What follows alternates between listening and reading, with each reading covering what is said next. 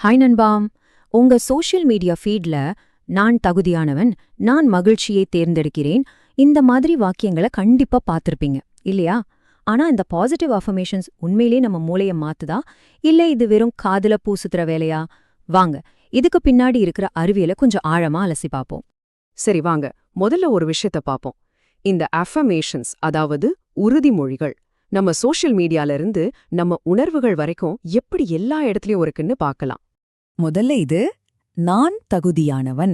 நம்ம இன்ஸ்டாகிராம், ஃபேஸ்புக்னு எங்க பார்த்தாலும் இந்த வாக்கியம் இருக்கிறத பார்க்கலாம். அப்புறம் இது நான் மகிழ்ச்சியை தேர்ந்தெடுக்கிறேன், ரொம்ப பாப்புலரானவங்க. இன்னொன்னு, என்னை யாராலும் தடுக்க முடியாது. கேட்கறதுக்கு ரொம்ப உத்வேகமா இருக்கு இல்லையா? ஆனா இங்கதான் ஒரு பெரிய கேள்வி வருது. இந்த நல்ல ஃபீல் கொடுக்கற வாக்கியங்கள் உண்மையிலே நம்ம மூளைக்குள்ள ஏதாவது மாற்றம் ஏற்படுத்துதா, இல்ல சும்மா ஊக்கப்படுத்துற வார்த்தைகள் மட்டும்தானா? இதுக்கு தான் நாம இன்னைக்கு பதில் கண்டுபிடிக்க போறோம். சரி, இந்த ஹைப் எல்லாம் ஒரு பக்கம் இருக்கட்டும், இதுக்கு பின்னாடி இருக்கிற உண்மையான அறிவியல் ஆராய்ச்சி என்ன சொல்லுதுன்னு பாப்போமா? நீங்க நினைக்கிற மாதிரி இது ஒன்று புதுசா வந்த ட்ரெண்ட் கிடையாது. இதோட வேர்கள் பாத்தீங்கன்னா 1980கள்லயே ஆரம்பிச்சிடுச்சு. அப்போதான் ஒரு உளவியல் கோட்பாடு வந்துச்சு. அதுக்கு பேரு தான் செல்ஃப் அஃபர்மேஷன் தியோரி. சிம்பிளா சொல்லணும்னா, நம்ம மனசுக்கு ஒரு பாதுகாப்பு கவசம் மாதிரி. நமக்கு ஏதாவது பிரச்சனை, தோல்வி இல்ல மன அழுத்தம் வந்தா நம்மளோட சுய மதிப்பை காப்பாத்திக்க நம்ம மூளை சில விஷயங்களை செய்யும். அதுதான் இந்த தியோரியோட அடிப்படை. அப்போ ரிசர்ச் உண்மையிலேயே என்ன சொல்லுது பாத்தீங்கன்னா, இதோட விளைவு ரொம்ப ரொம்ப சின்னதுதான். இது உங்க வாழ்க்கையெல்லாம் மாத்திடாது. ஆமா, சில குறிப்பிட்ட குரூப்ல இருக்கிறவங்களுக்கு இது மூடை கொஞ்சம் நல்லாக்கலாம், தன்னம்பிக்கைய கூட்டலாம். ஆனா அதோட பலன் நீங்க யாரு, அதை எப்படி பயன்படுத்துறீங்கன்றத பொறுத்து ரொம்பவே மாறும். இது எல்லாருக்கும் வேலை செய்யற ஒரு மேஜிக் ஃபார்முலா கிடையாது. சரி, இப்போதான் கதையில ஒரு ட்விஸ்ட் வரப்போகுது. இந்த நல்ல எண்ணங்கள்னு சொல்ற விஷயத்துல மறைஞ்சிருக்கிற ஆபத்துகள் என்னன்னு தெரிஞ்சா நீங்க ஷாக் ஆயிடுவீங்க. இதுக்கு பேரு உறுதிமொழி முரண்பாடு. அதாவது இந்த பாசிட்டிவ் வாக்கியங்கள் தன்னம்பிக்கை கொடுக்கும்னு நாம நினைப்போம். ஆனா உண்மையில யாருக்கு தன்னம்பிக்கை ரொம்ப கம்மியா இருக்கோ அவங்க இத சொல்லும்போது அவங்களோட நிஜ வாழ்க்கைக்கும் அவங்க சொல்ற வாக்கியத்துக்கும் இருக்கிற வித்தியாசத்தை பார்த்து இன்னும் மோசமா ஃபீல் பண்ண ஆரம்பிச்சிடுவாங்க. எவ்ளோ பெரிய முரண்பாடு பாருங்க. அது மட்டும் இல்ல, இது நச்சு நேர்மறை அல்லது டாக்ஸிக் பாசிட்டிவிட்டிக்கு வழிவகுக்கும். அதாவது நம்மளோட உண்மையான சோகம், கோபம் மாதிரியான உணர்ச்சிகள் எல்லாம் கண்டுக்காம எல்லாம் நல்லா இருக்குன்னு நமக்கு நாமே பொய் சொல்லிக்கிறது. இது உண்மையான பிரச்சனைகளை சரி செய்ய விடாம தடுத்துடும். சரி, இவ்ளோ பிரச்சனைகள் இருந்தா அப்புறம் ஏன் சில பேருக்கு இது வேலை செய்யற மாதிரி தெரியுது? அது எப்படி நடக்குது? அதுக்கு பின்னாடி இருக்கிற மெக்கானிசம் என்ன? வாங்க பாப்போம். கரெக்ட் தானே? இதுல மேஜிக் ஒன்னும் இல்லனா அப்புறம் ஏன் சில சமயம் இத உதவுற மாதிரி ஒரு ஃபீல் வருது? உங்களுக்கும் இந்த கேள்வி மனசுல வந்திருக்கும்.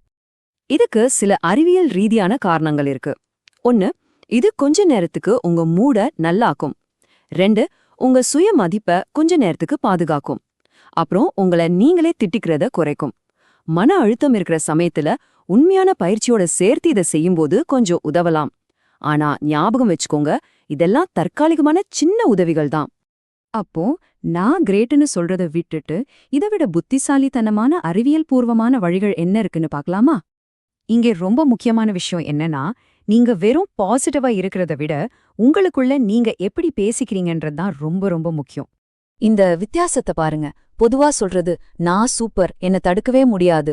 ஆனா அதுக்கு பதிலா சுய இரக்கத்தோட ஆமா இது கஷ்டம்தான், ஆனா இத சமாளிக்கிற சக்தி என்கிட்ட இருக்குன்னு சொல்றது எவ்ளோ யதார்த்தமா அதே சமயம் நம்பிக்கையா இருக்கு பாத்தீங்களா? உளவியலாளர்கள் என்ன சொல்றாங்கன்னா, சுய இரக்கத்தை பயன்படுத்துங்க. அதாவது உங்களுக்கு நீங்களே அன்பா ஆதரவா இருங்க. இன்னொன்னு பார்வை மாற்றம். உங்க பிரச்சனைய வேற ஒருத்தரோட பிரச்சனையா பார்த்தா எப்படி இருக்கும்னு யோசிங்க. இதெல்லாம் உங்களோட உணர்ச்சிகளை கட்டுப்படுத்தவும் உண்மையான மன உறுதியை வளர்க்கவும் உதவும் உண்மையான கருவிகள். சரி, நாம இப்போ இந்த பகுப்பாய்வோட கடைசி கட்டத்துக்கு வந்துட்டோம். இதுல இருந்து நீங்க எடுத்துட்டு போக வேண்டிய முக்கியமான பாடம் என்ன? ரொம்ப சிம்பிள். இதெல்லாம் வெறும் கருவிகள் தான், விதிகள் கிடையாது. இந்த ஒரு வரிய நல்லா ஞாபகம் வச்சுக்கோங்க. அந்த சக்தி நீங்க சொல்ற வார்த்தைகள்ல இல்ல. அந்த வார்த்தைகளை நீங்க எப்படி பயன்படுத்துறீங்க, அது உங்க சூழ்நிலையோட எப்படி பொருந்துதுன்றதுல தான் இருக்கு. இந்த விளக்கம் உங்களுக்குள்ள இருக்கிற உங்க பேச்ச மாத்தி யோசிக்க வச்சிருந்தா மறக்காம ஒரு லைக் போடுங்க. அப்புறம் கீழே கமெண்ட்ஸ்ல சொல்லுங்க, இந்த மாதிரி அஃபர்மேஷன்ஸ் உங்களுக்கு வேலை செஞ்சிருக்கா, இல்ல ஏதாவது எதிர்மறையான அனுபவங்கள் உண்டா? உங்க அனுபவம் என்னன்னு தெரிஞ்சுக்க ஆவலா இருக்கும்.